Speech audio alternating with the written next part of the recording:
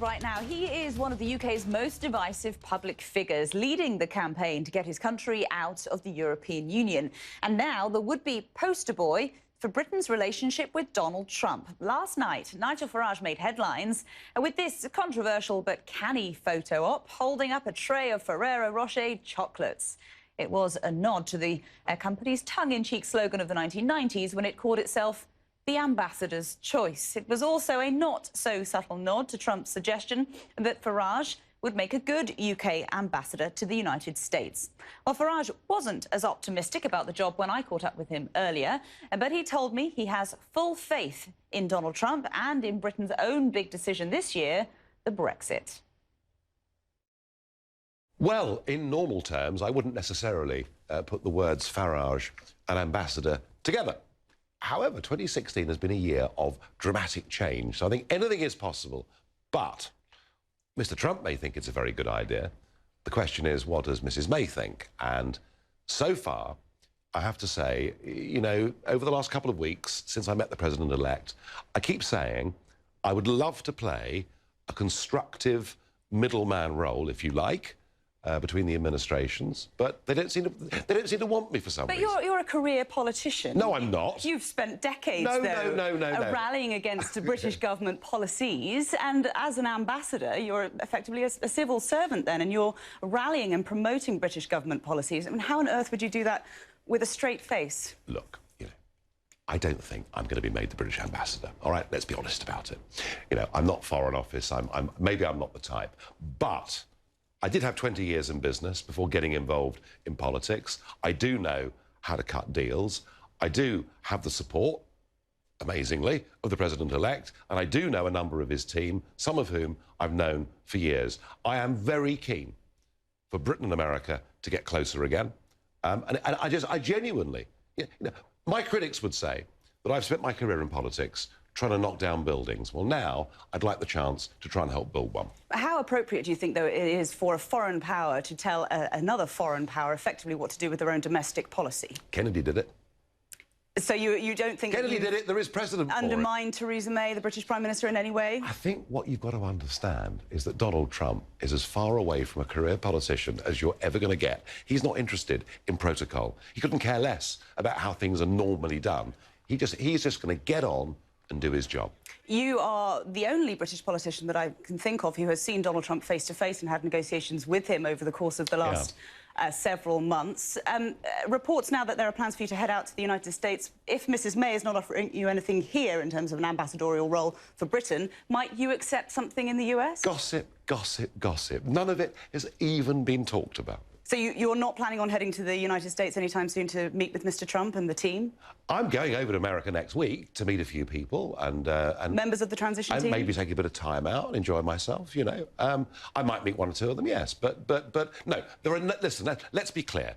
You know, I am British passport holder. I'm a member of the European Parliament. You know, I would be happy to act as a go-between. I don't think I'm going to get offered a job as a British person by an American administration.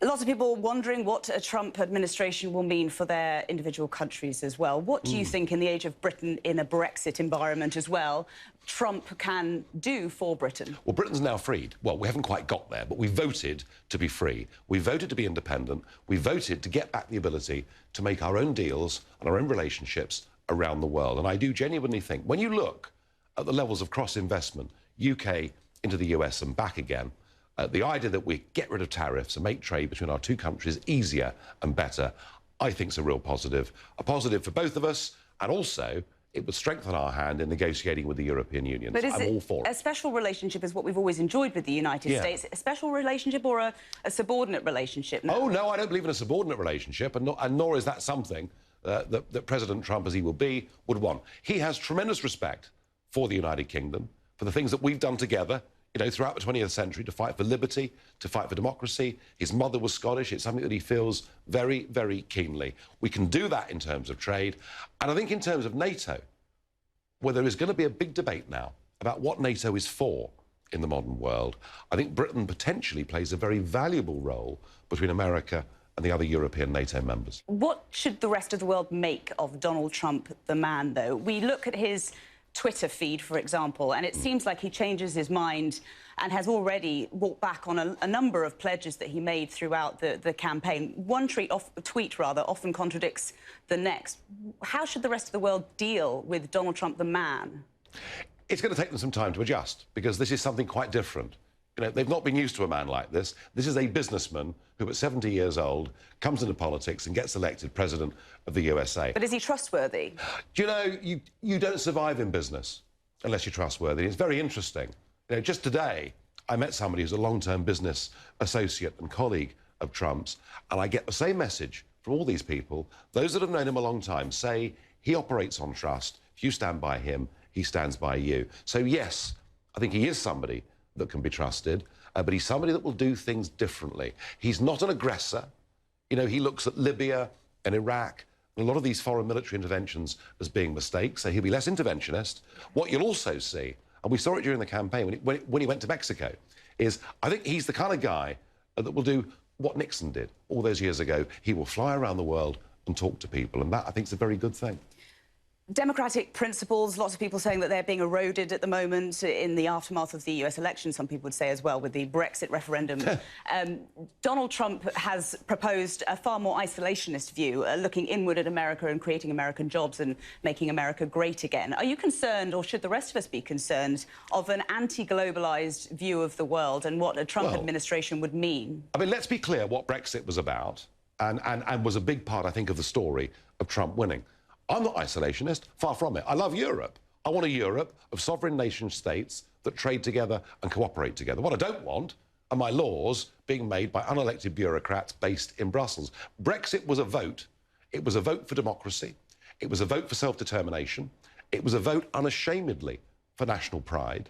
And it was a vote for us to be free to trade with whomsoever we choose in the world. But can you have national pride alongside democratic principles such as free speech, a free press, a freedom of religious expression? Can you have that alongside a nationalistic fervour? Well, let's put it like this. What the European Union was doing, and what Hillary wanted America to be part of, was where we as individuals surrender our democratic rights. Those very things that our grandparents' generation fought and shed much blood to defend. This is 2016 is the year nation-state democracy made a comeback. It's not about isolationism. It's not about cutting off the rest of the world. It's about being confident in who you are.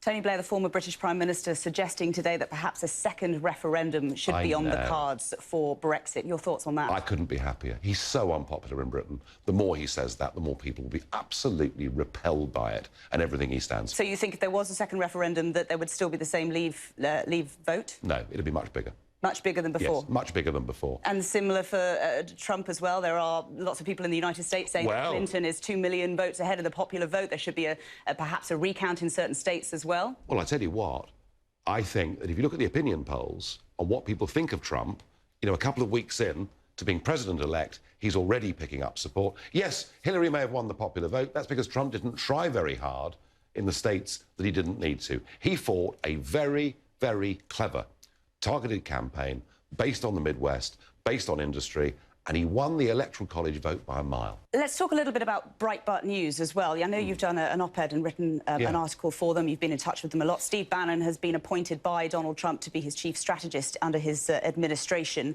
There are concerns that this is a man who has racist links, far-right links as well. You know the man, presumably. I do, You've talked to him quite a lot in the last couple of months. What do you think of his position? He's a brilliant man.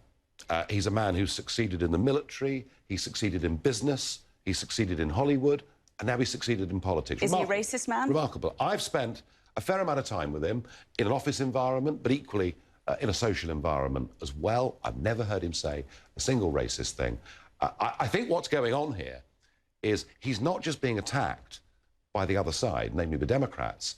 I think he's being shot at in the back by some people within the Republican Party who rather resent him coming in and being as successful as he is. And you know, I hear this stuff about him being anti-Semitic. Well, I can't think of anybody, you know, through Breitbart News who's done more to defend Israel as a state and its right to exist. There's a lot of sour grapes, there's a lot of jealousy. I would not be writing for Breitbart. I would not have the association with them if I thought Bannon was anything other than a decent, Democrat who believes in democratic change in America. Let me ask you a bit about business interests. You've mentioned yourself that you've spent 20 years in the city as well, working. Donald Trump obviously has a huge business interest. There is now a question over a conflict of interest potentially under his administration. How on earth do they separate that? And do you think Donald Trump, because you have obviously met him and maybe even spoken to him about this, how does he say, I will put aside all of my personal business interests and focus solely on the American nation and the American people? The one thing Trump has got is an amazing family and some very, very bright children. But that doesn't mean that there's a complete separation of interests. I think he's confident. I think he's confident that his sons and daughters can run that and make a good job of it. And when it comes to conflict of interest, I'm sure as we speak, there are lawyers working out how he deals with public policy without any concerns of being conflicted. One final question. You mentioned before that you are going out to the United States next week. You've also said you don't think that you would be offered the ambassadorial role from Britain to the United States. When you have your meetings with the various Trump transition members in the coming days and weeks, what will you be seeking? Nothing. I'm not seeking anything. I'm seeking my country getting closer again to the United States of America after 8 years of Obama, who frankly looked down his nose and sneered at us. We're about to get back that very special relationship that between us did so much for freedom, liberty and democracy in the world. If you're offered a specific job, would you take it? It's not going to happen. Nigel Farage, many thanks for joining us on The World Right Now. Thank you.